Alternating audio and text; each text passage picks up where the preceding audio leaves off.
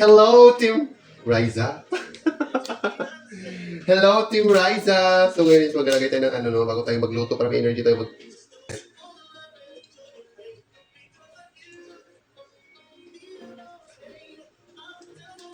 Di ba sabi ko sa inyo healthy living? Mag-healthy living tayo, oh. This is from Japan. Roasted Japanese green tea. So, ang ating papakain ngayon sa ating alaga is meron tayo ditong balunggay.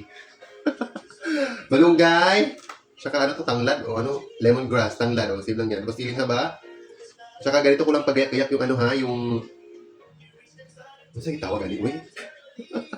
COT. Siyempre, hindi pwede na akong magtinulak ka na walang manok. Kailangan ito chicken.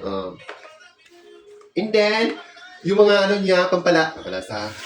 Ano ba, yung ingredients mo tawag? Basta ganito, yung pampa-aromatic flavor. Ito yung natin, onion, garlic at saka, yun na lang, ginger. So yun mga kaping Riza, magluluto na tayo pagkatapos nito, tapos ko lang yung aking tea.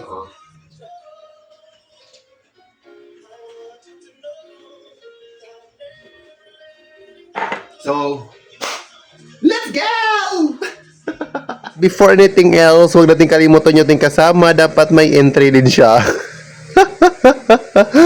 Dapat makikita siya sa aking video. O, videohan natin, be.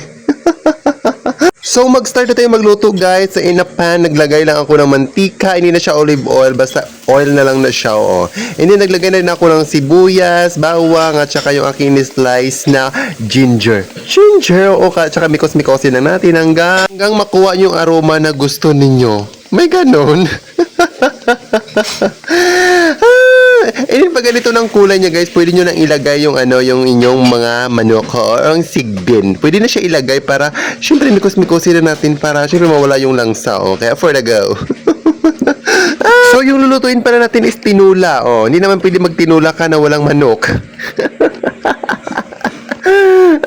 So, nilagyan ko lang siya kanina ng pamintang durog para maano na talaga yung lansa, mawala yung lansa. At pagkatapos nilagyan ko na siya ng tubig, saka papakuluan. At saka, yan guys, yan ganyan. Huwag nyo nang punuin, Kaya tinakpan ulit, takpan, ganon, mikos-mikosin, ganyan. Para, syempre, palambutin yung manok. Hindi mo naman pwedeng kainin hilaw niya. At saka naglagay din ako ng betchin. At saka nung nagbukal-bukal na si Agilonod na dayon ng kwan, ang COT, And pagkatapos nagbukal-bukal, giluto kutaw-kutaw na po, gilagay na po ang malunggay. At ang tangla natin at ang siling haba, Ano pang inaantay ninyo? Ganyan kadali magluto ng tinulang manok.